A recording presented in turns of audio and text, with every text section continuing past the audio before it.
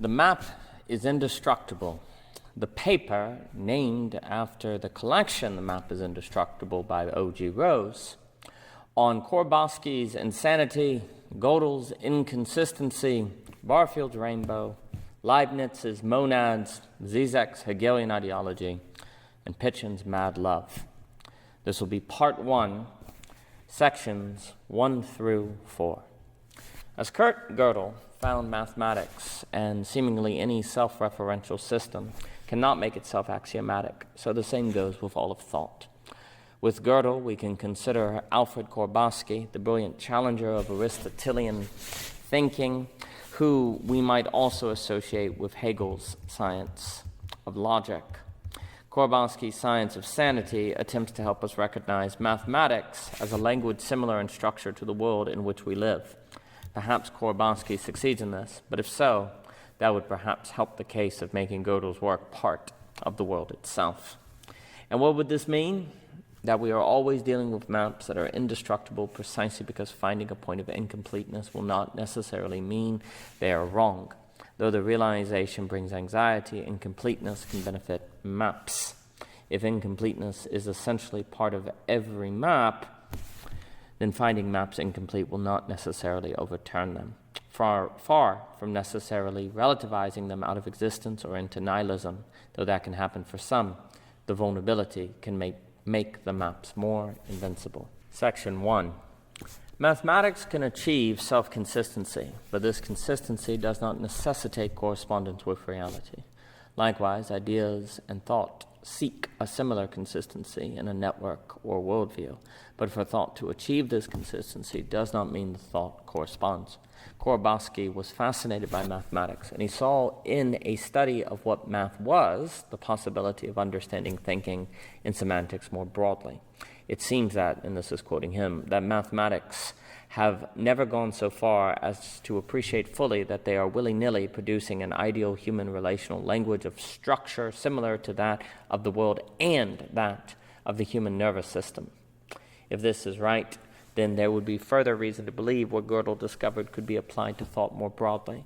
Does this mean Korzybski believed thought could be objective like math? No, he believed both math and thought were semantic and symbolic creations.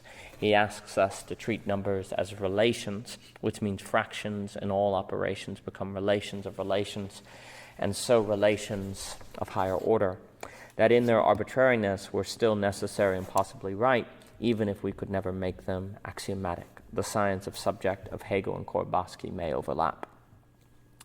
Thought always whirls, as every fact generates a fact view, which means that ideas are always toward map-making. Similarly, symbols and symbolics, like mathematics or language, seem to require a greater context to be possible or meaningful, suggesting that symbolics must generate systems like ideas must generate worlds. Even a standalone smiley face symbol needs a world beyond itself in which people smile at one another. And as symbols are made toward these greater contexts of meaning, so in thought the object cat is made toward the idea of cat, or vice versa,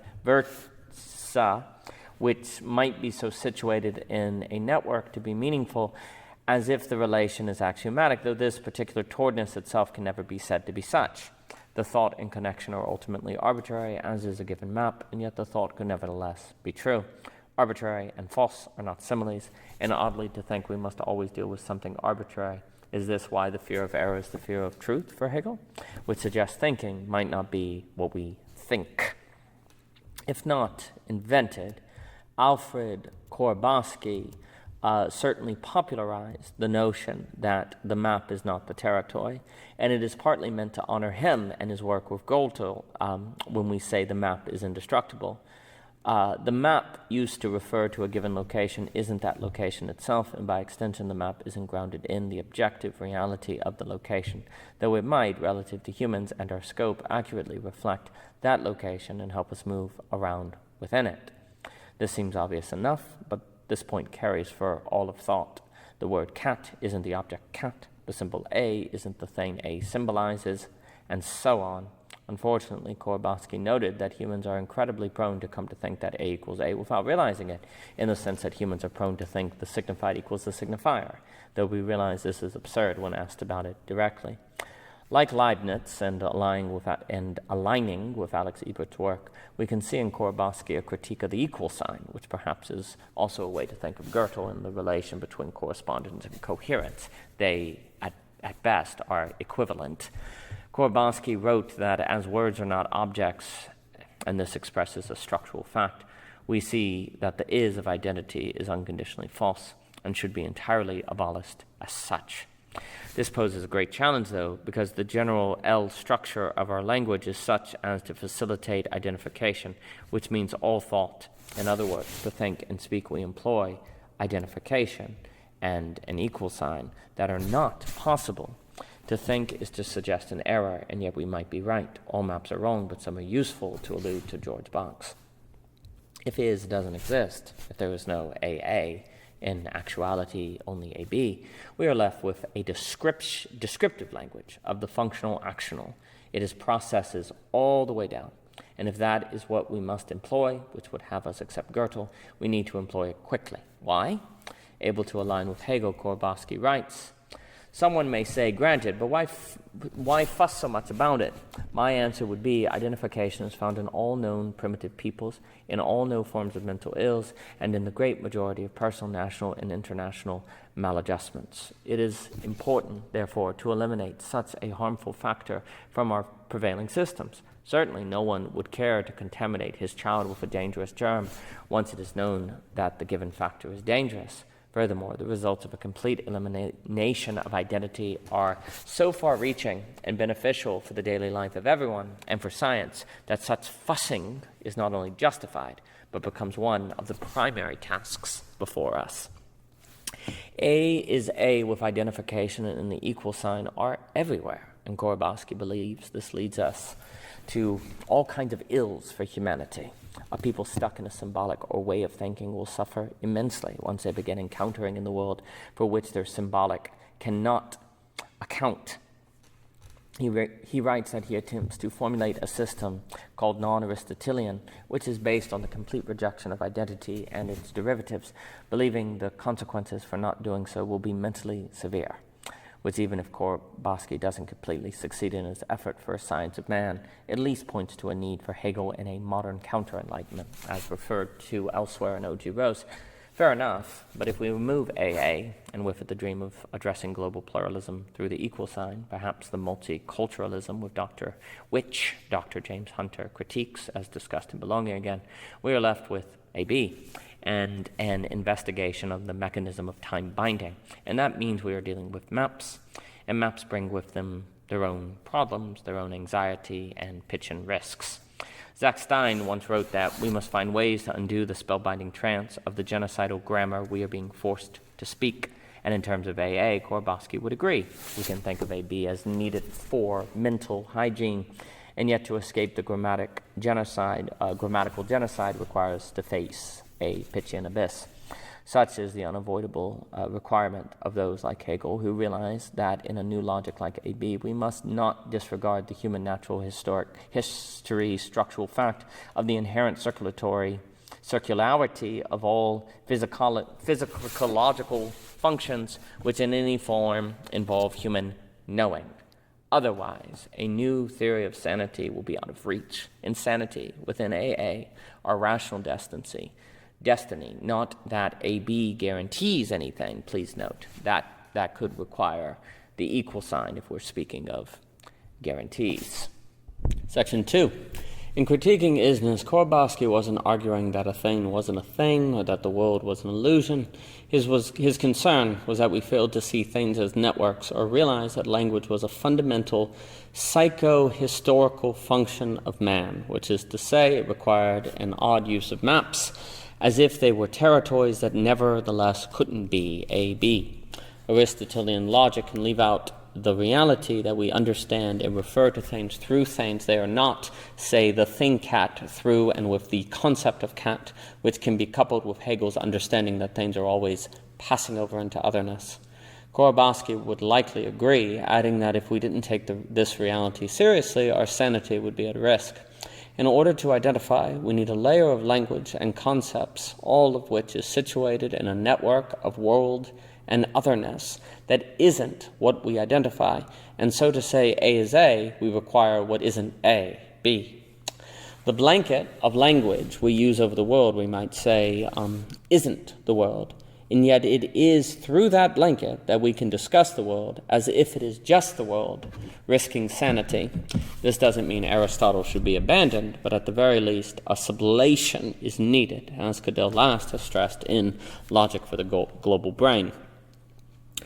It's hard to imagine using language and not referring to relations, for even objects could be considered as relations between the sub-microscopic events in the human nervous system.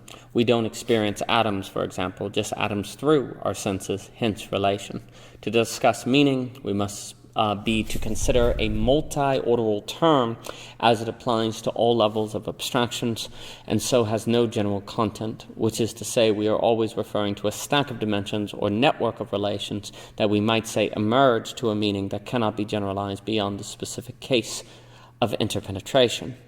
This means structure, and so relation, become the only possible content of knowledge and of meanings. And so, pointing to Gödel, every thing must be incomplete in of itself, for no thing or set can contain its relations.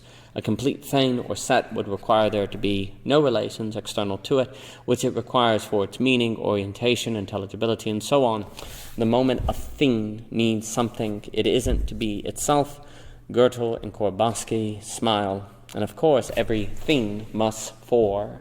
As a map is not the territory it represents, so a thing is not the relations.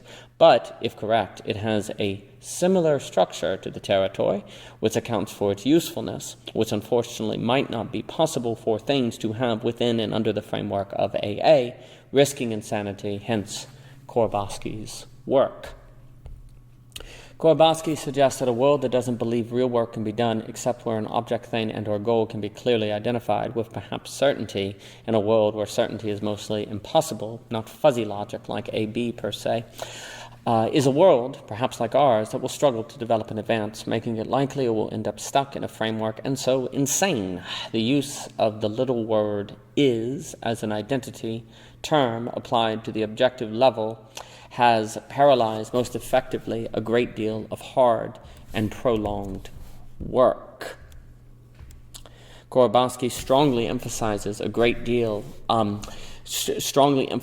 the mental and psychological toil we suffer if we identify and situate ourselves in an inadequate symbolic. And he believes this is exactly what occurs if we overly identify with is. And once we have acquired a bad habit, it is very difficult to eliminate. AB must be fuzzy, but reality itself is fuzzy, so a world that doesn't allow fuzzy thinking is a world that cannot think itself. The structure of the actual world is such that it is impossible entirely to isolate an object, which means a closed structure or non-fuzzy world is impossible.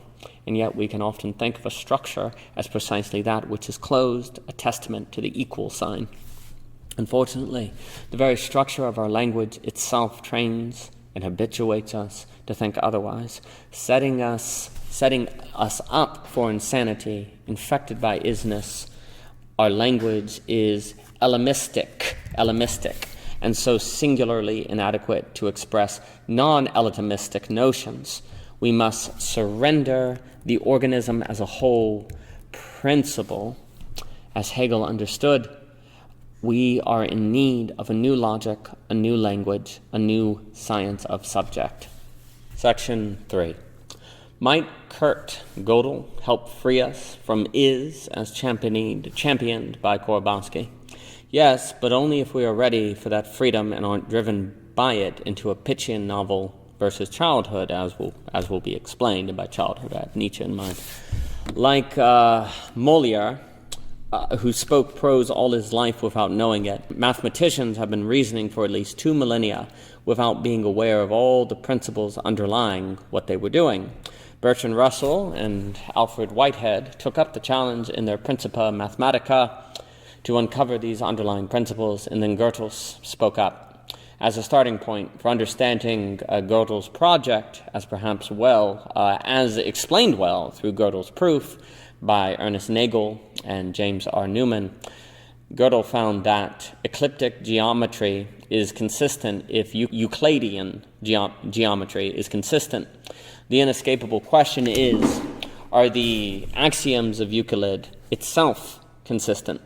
And to cut to the chase, Gödel proved that it is impossible to establish the internal logical consistency of a very large class of deductive systems, number theory, for example, unless one adopts principles of reasoning so complex that their internal consistency is as open to doubt as that of the systems themselves. In other words, Gödel found that the project of Principia Mathematica was self-refuting in its self-reference. It was not possible to ground math in axioms and make it axiomatic in of itself. Gödel's grand final step is we are forced to conclude that if Principia Mathematica is consistent, its consistency cannot be established by any meta-mathematical reasoning that can be mirrored within Principia Mathematica itself.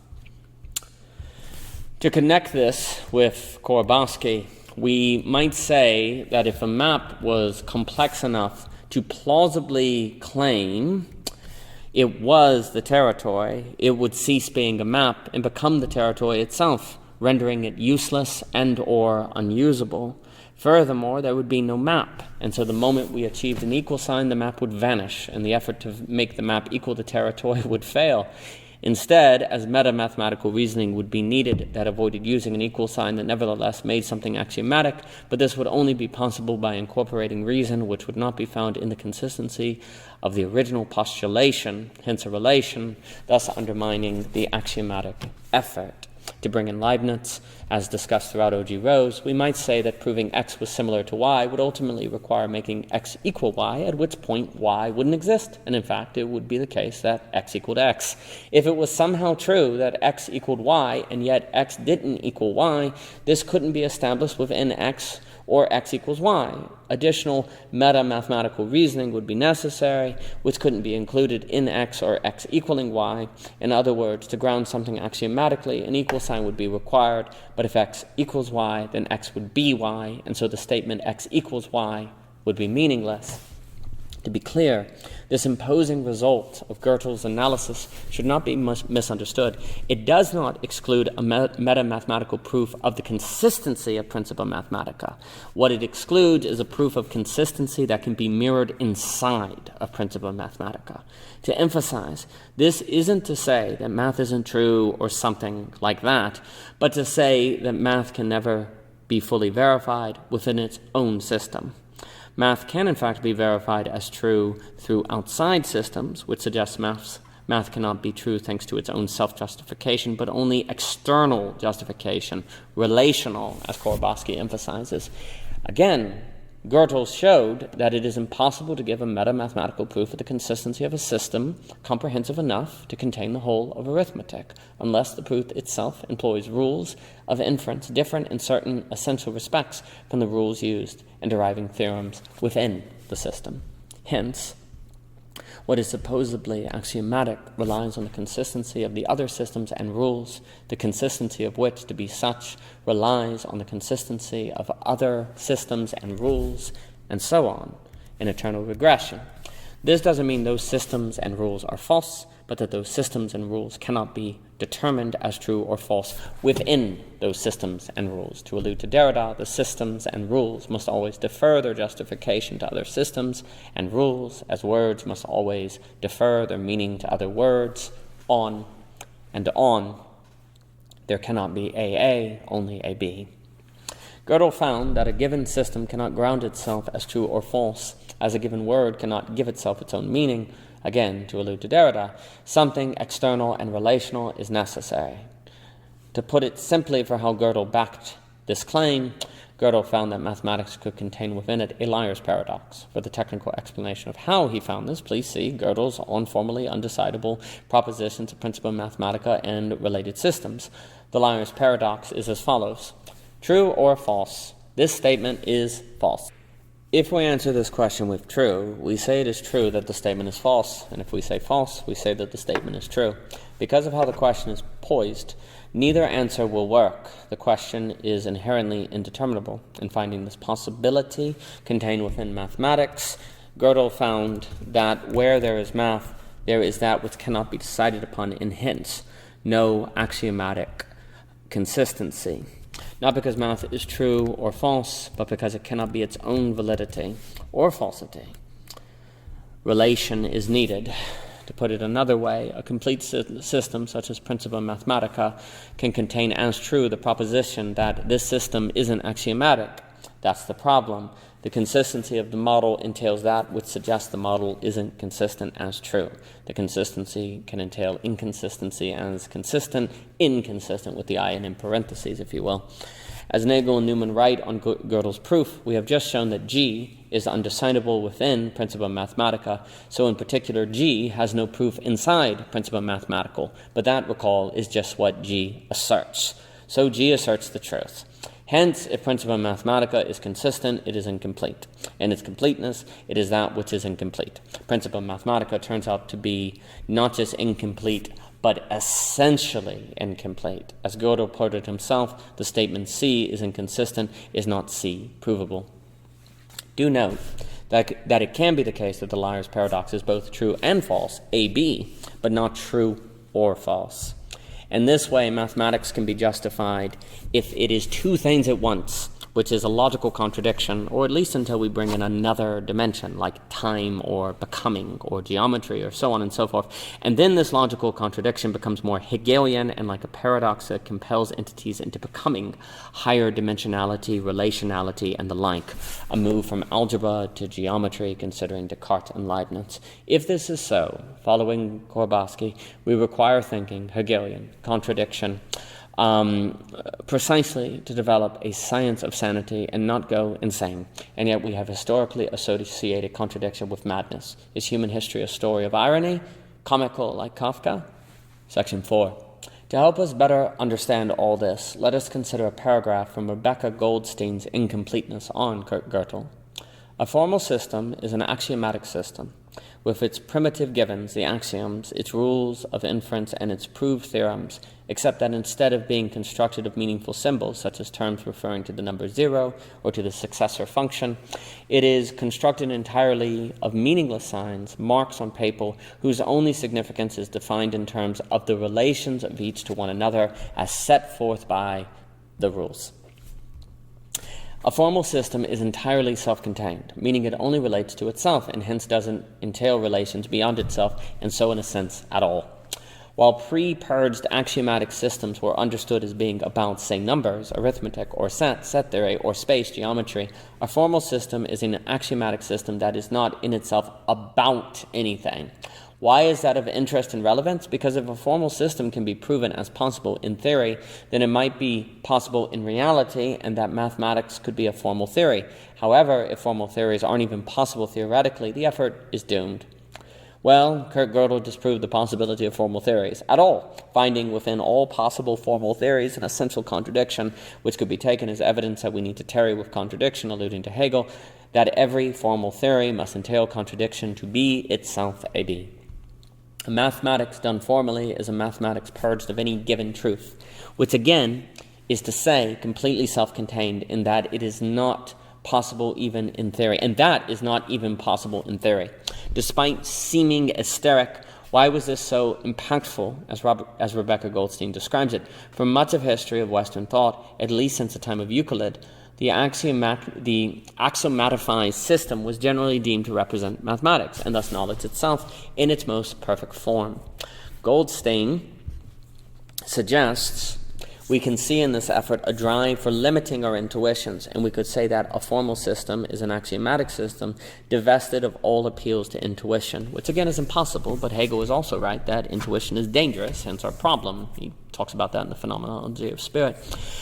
To resume, if achieving this limiting was the drive of much Western thought, Gödel in a sense ended history, suggesting Heidegger. But if that history was leading to insanity and denying a science of sanity, which required A-B, Gödel, in light of Korzybski and Hegel, did us a great service, like Virgil did for Dante. Gödel helped in the quest for autonomous rationality and totalization, AA, as often critiqued in O.G. Rose, which also suggests he helped us in the neurotic and problematic reign of the big other. Lacan and Korzybski can be thought together, or at least Gödel could have if we didn't at scale seemingly interpret him as disproving the possibility of all truth, a terrible mistake that doesn't help us toward a non-Aristotelian science of sanity, but poisonous nihilism. Anyway, according to Gödel, proving the axiomatic consistency of mathematics cannot be established unless rules of inference are used that cannot be represented within the calculus, so that, in proving the consistency, rules must be employed whose own consistency may be as questionable as the consistency of the formal calculus itself. This conclusion, which I believe applies to all thought in language, can be determined using the remarkably ingenious form of mapping Gödel used to establish many of his major conclusions, a Gödel numbering, which might describe all maps. What Gödel asks is, what makes the meaningless symbol 0 merit the interpretation of 0, and the meaningless symbol of the plus sign merit the interpretation of plus, rather than, say, vice versa? And what would make us feel convinced that the tittle, this little squiggly mark, merely a squiggly line that obeys certain formal rules, generally represents the abstract concept not? Similarly, what makes a given map come to represent a certain territory? It's a longer argument, but ultimately Gödel proves this cannot be the result of a formal system, but inevitably involves something external like intuition. For every consistent class C, W is not C provable, and so there will always be propositions which are undecidable from C. Notions can be grounded in systems, but those systems themselves cannot be grounded in themselves, and so it goes with all language and thought. If everyone on the planet started to use the word cat to signify the phenomenon of a tree, the word cat would function no different than the word tree, and we would have no reason to think we speak falsely when we refer to a tree as a cat. Everything is always already situated, which means the equal sign is always already impossible, ever deferred, alluding to Derrida. And as Deleuze wrote, the there is remains perfectly indeterminate. If we read then that a tree is signified by the word tree, we would in fact think the writer or speaker erred. Everyone knows that a tree is a cat, the word. The consistency of the system itself would have tree equal phenomenon of cat be part of its true consistency, even though to us that consistency would be false if it entailed this point. So it can be said about all of language. If the word boy was used for the word and, cow to signify the phenomenon of person, etc., no matter how language and thought might be arranged and scrambled up, if consistent in its scrambled state with the scrambled slashed out, the system would contain no essential inconsistencies and be true relative to itself, even though to us the system would be nonsense. This in mind, it might be possible to head toward insanity while maintaining a consistency that suggested sanity, as might be occurring to us as we operate in consistent AA increasingly toward AB due to technology, global pluralism, so on, suggested by the spread of philosophical melancholia alluding to Hume and Berger. If equality is impossible, only equivalence, then we cannot entirely erase non-rationality from our world. We must always think beyond consistency.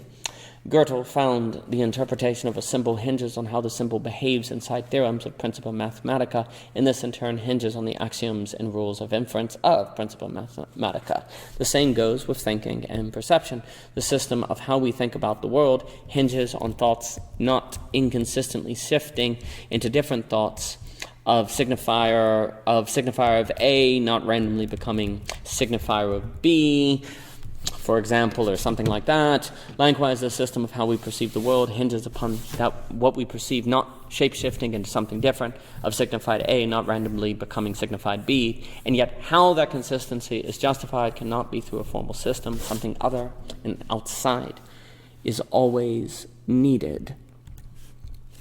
Overall, we might say that Gödel's conclusion has something to say about the feasibility or lack thereof of eliminating all intuitions from mathematics, or non-rationality from rationality in general, alluding to O.G. Rose, a move which might also have a thing or two to say about the actual existence of mathematical objects like numbers and sets.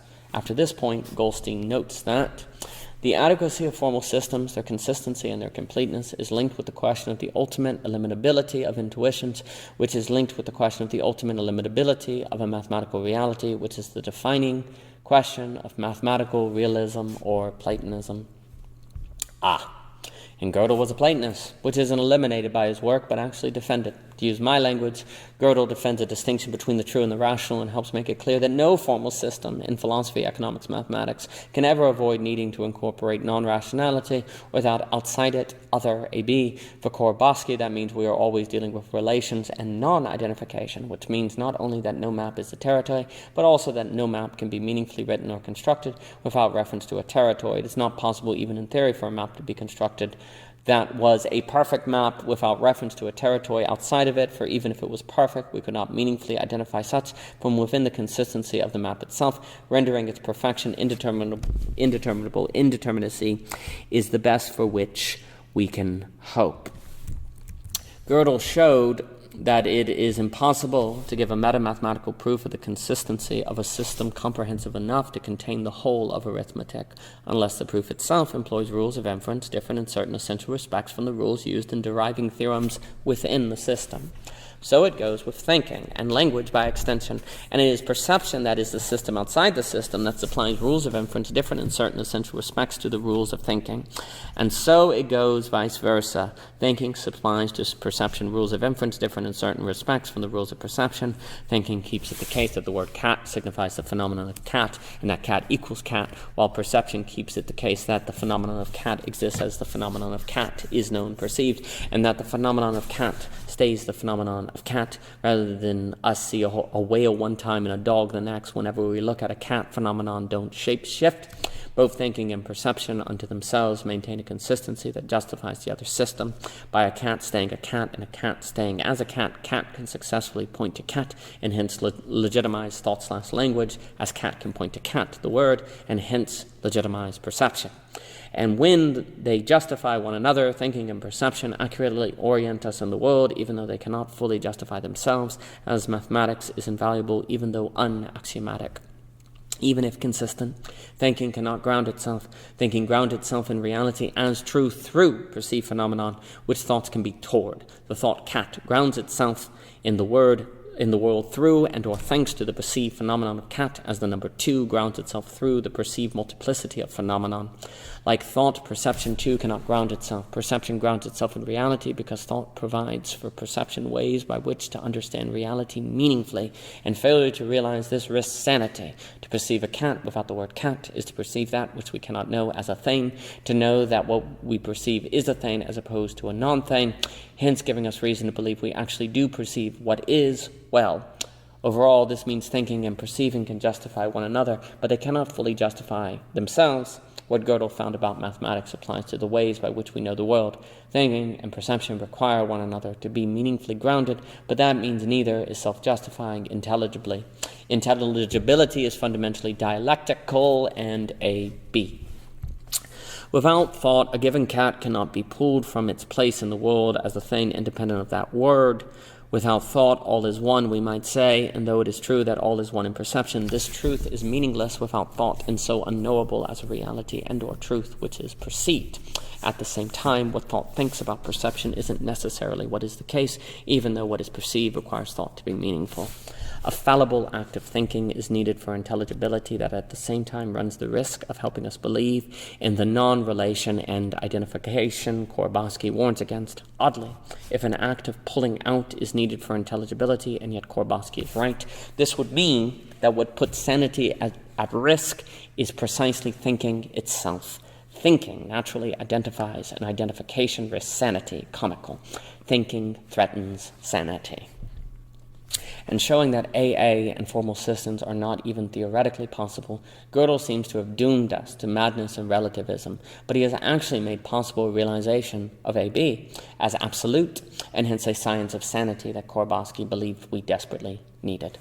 We seem to have often thought that sanity was a matter of removing paradox and contradiction, but Korzybski helps us see that contradiction is an invitation to consider higher and more complex dimensionality, mainly relations, and suggests we would see this need if we really took mathematics seriously, for in doing this we might realize Gödel. Gödel and Korzybski together suggest a contradiction of Hegel's, a continuation of Hegel's project in the science of logic, and a quotation that might frame Korzybski's work In dealing with ourselves and the world around us, we must take into account the structural fact that everything in this world is strictly interrelated with everything else, and so we must make efforts to discard primitive L terms which imply structurally a non-existing isolation.